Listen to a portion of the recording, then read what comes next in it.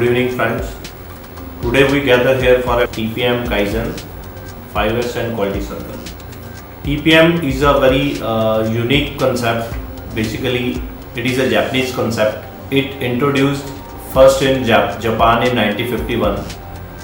It is the basically concept of preventive maintenance. Preventive maintenance is the concept where the operator can be the owner of the machine and he will take all the care of the machine, and if he found issue in the machine, he immediately inform to the maintenance department, maintenance team, so that timely we can take measure on the machine breakdown, whether it is small or other breakdown.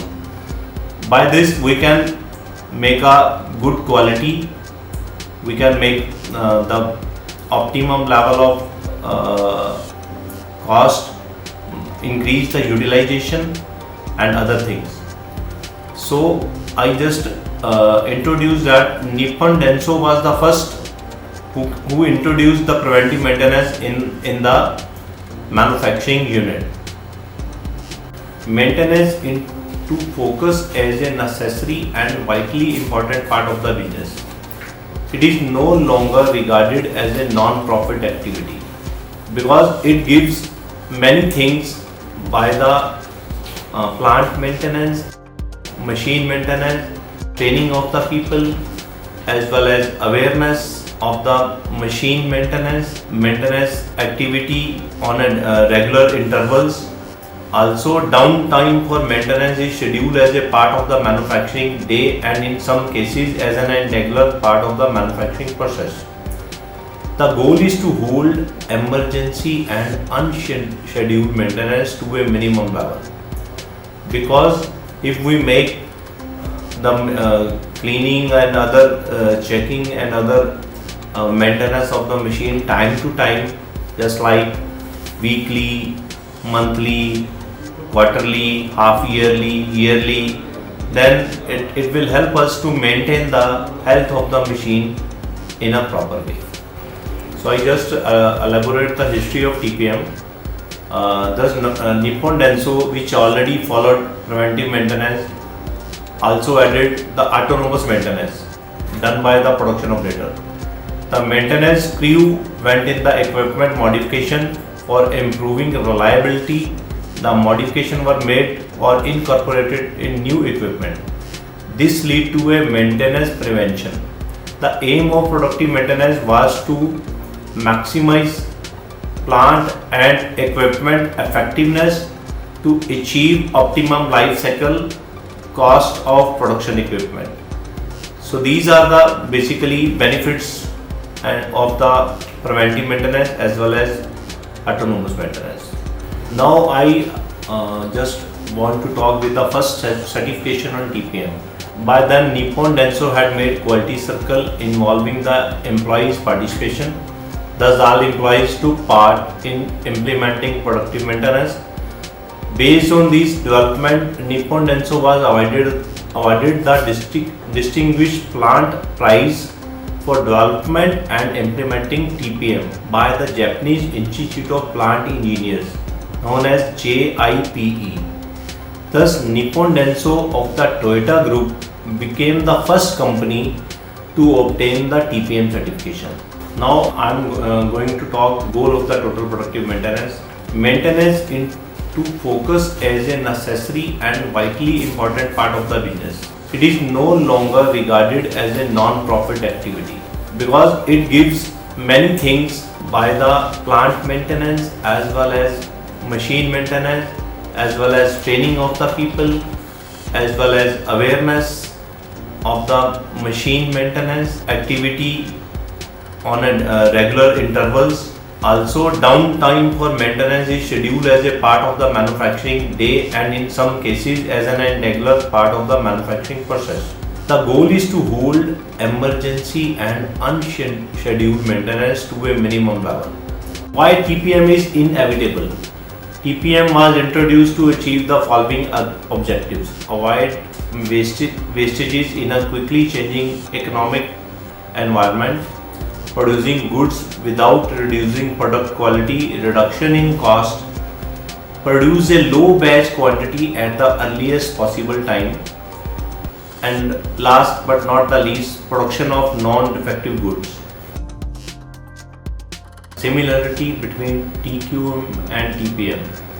The TPM program closely resembles the popular total quality management program. One of the tools such as employee empowerment, benchmarking, documentation, etc. used in TQM are used to implement and optimize TPM.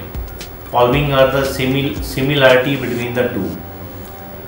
Total commitment to the program by upper level management is required in both programs. These programs always come from top to bottom.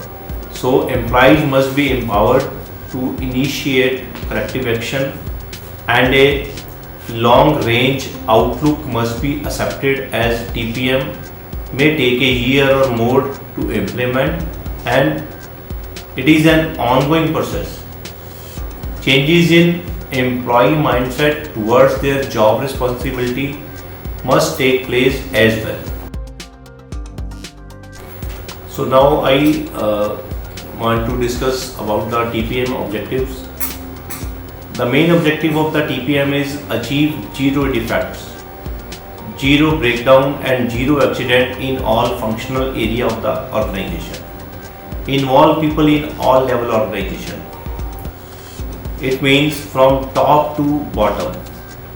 The CEO of the plant, president, GMs and manager level, the assistant manager level, and the shift officer, operators, all people involved in this TPM activities.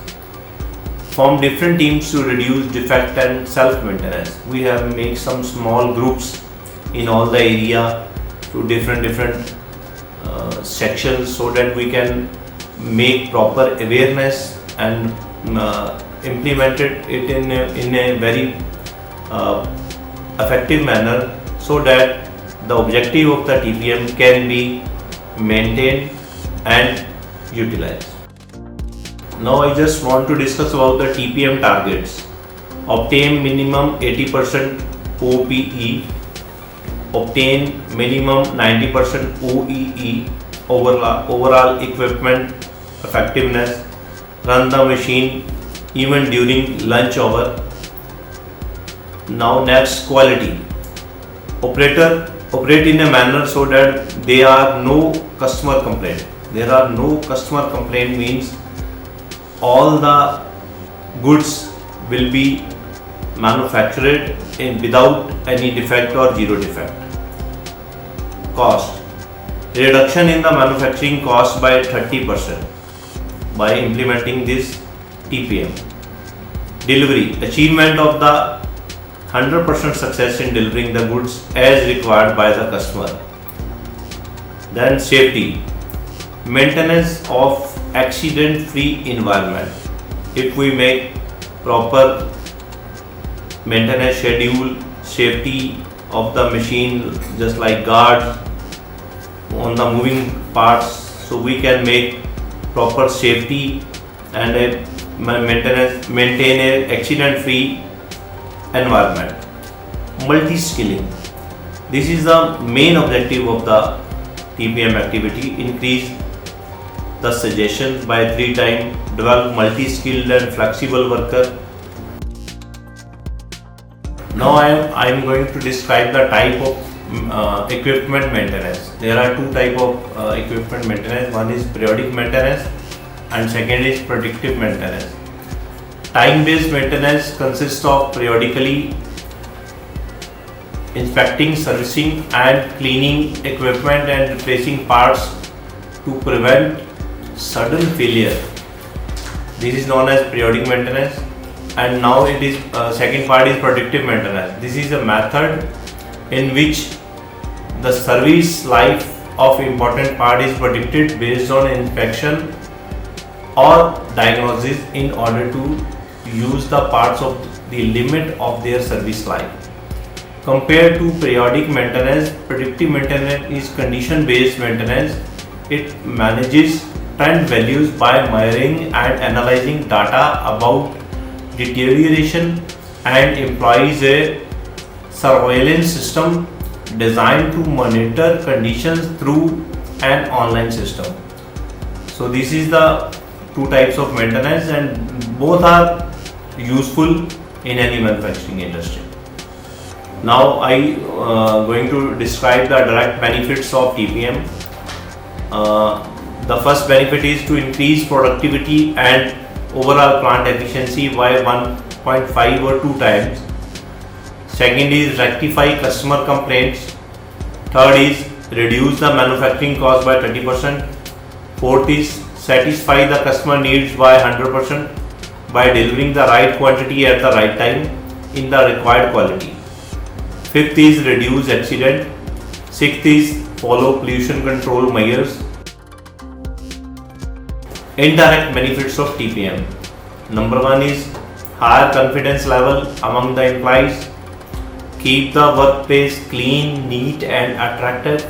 Third is favorable changes in the attitude of the operators. Fourth is achieve goals by working as team. Fifth is horizontal deployment of new concept in all area of the organization. Sixth is share knowledge and experience. And seventh is the workers get a feeling of owning the machine. Now describe the organization structure for TPM implementation. So TPM plant-wide structure is as follows: TPM office, then TPM responsible plant manager, then the activities 5S: autonomous maintenance, plant maintenance, individual improvement, quality maintenance, early equipment management, safety and training of the people. 8 pillars of the TPM. So the main object of the TPM is started from the 5S. 5S, there are different 5S. It is basically a Japanese concept. After that, the autonomous maintenance, then the Kaizen, then the plant maintenance, then the quality maintenance, then the training, then the office TPM, and last safety, health and environment.